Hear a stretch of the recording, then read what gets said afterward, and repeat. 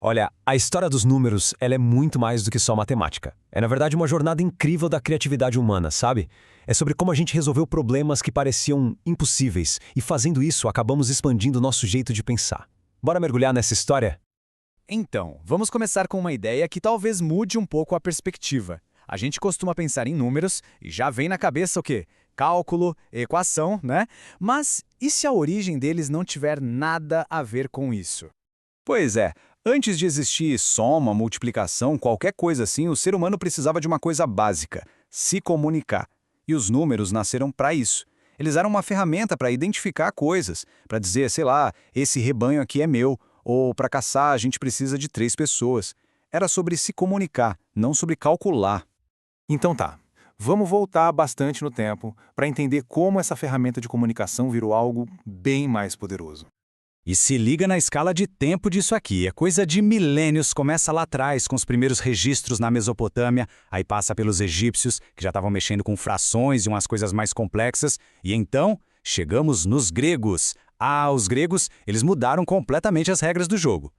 E o mais legal é ver como essa ideia de comunicação apareceu de jeitos super diferentes pelo mundo. Lá na Babilônia, eram símbolos que pareciam umas cunhas. No Egito, os famosos hieróglifos. Já pensou? Alguns povos originários da Austrália usavam o próprio corpo para contar, e algumas tribos aqui na América do Sul era tipo 1, 2, 3 e muitos. E pronto, porque era o que bastava, o que fazia sentido para a vida deles. Ok, agora a gente avança para a Grécia Antiga, e aqui a coisa muda. Para os gregos, matemática tinha que ser visual, tinha que dar para pegar, sabe? Tudo era forma, espaço, e essa mentalidade, por mais genial que fosse, acabou criando o primeiro grande, digamos, problema conceitual na história dos números. E aqui dá para ver bem essa diferença de mentalidade. Para a gente hoje, A ao quadrado é uma ideia abstrata, né? Álgebra pura. Mas para um grego antigo, não, era literal. Era a área de um quadrado de verdade, um quadrado físico com lado medindo A. A matemática dele estava presa no que dava para ver e desenhar. E é exatamente aqui que essa estrutura toda dos gregos começa a mostrar umas rachaduras. Porque, poxa, se tudo tem que ser uma forma, o que a gente faz com um número que não se encaixa nisso? Essa pergunta foi a chave que abriu a porta não só para os números irracionais, mas para um rolo conceitual bem maior. E isso nos leva à grande luta com os números negativos. E não foi uma briguinha boba, não, foi uma batalha de ideias que durou séculos. E a raiz de tudo isso, adivinha? Aquela mentalidade geométrica. O problema era muito concreto. Como é que se desenha um quadrado com um lado de comprimento negativo? Ou como um terreno pode ter uma área negativa? Para a mentalidade da época, e por mais de 1.500 anos, isso era simplesmente ilógico. Não fazia sentido. Ah, claro, servia para anotar uma dívida, mas não era visto como matemática de verdade, sabe?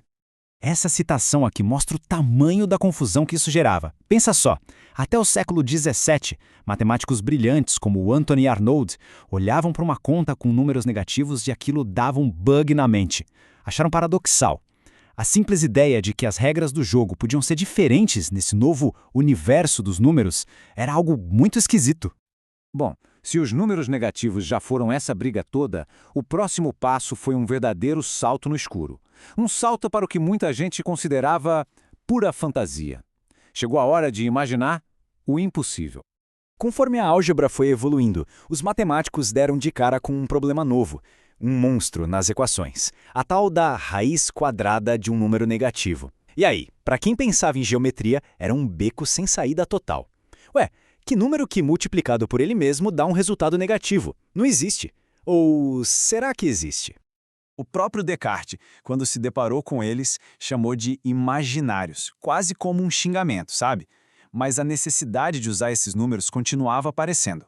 A grande virada de chave, o pulo do gato, veio quando matemáticos como Argand e Gauss sacaram que dava para representar esses números, não numa linha, como a gente faz com os números normais, mas num plano. E, de repente, aquilo que era impossível se tornou visível. E bem quando parecia que o universo dos números não podia ficar mais maluco, a gente descobre um novo território. Um lugar onde vivem números que estão além do alcance da álgebra que a gente conhece. Ok, a definição formal é meio cabeluda, eu sei, mas a ideia central é fascinante. Pensa assim, existem números que são respostas de equações simples, tipo x² menos 2 igual a 0. Beleza. Os transcendentais não são assim. Eles simplesmente não podem ser capturados por nenhuma equação desse tipo. Eles existem, mas transcendem a álgebra. E os exemplos mais conhecidos são verdadeiras estrelas da matemática. O π, né, a famosa relação da circunferência de um círculo, e o número de Euler, o e, que é a base para tudo que é crescimento exponencial. Eles estão em todo lugar, mas mesmo assim, eles transcendem as equações mais simples.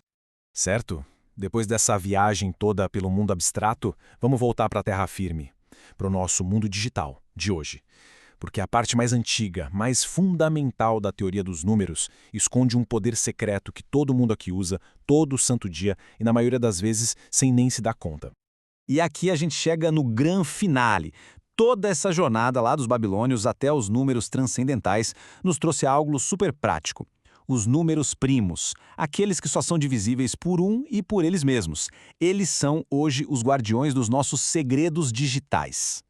A ideia é genial de tão simples. Para um computador, multiplicar dois números primos gigantescos é moleza, super rápido. Agora, fazer o caminho inverso, pegar o resultado dessa multiplicação e descobrir quais eram os dois primos originais, isso é um problema tão, mas tão difícil que os computadores mais potentes do mundo levariam séculos para resolver. É basicamente nisso que a segurança online de quase tudo que a gente usa se apoia. No fim das contas, a história dos números ensina uma coisa muito clara. Toda vez que a humanidade achou que tinha chegado no limite, a nossa criatividade deu um jeito de ir além. Dos números negativos aos imaginários, a gente sempre expandiu o que era considerado possível. Então, a pergunta que fica não é se vai ter um próximo salto, mas qual ele será.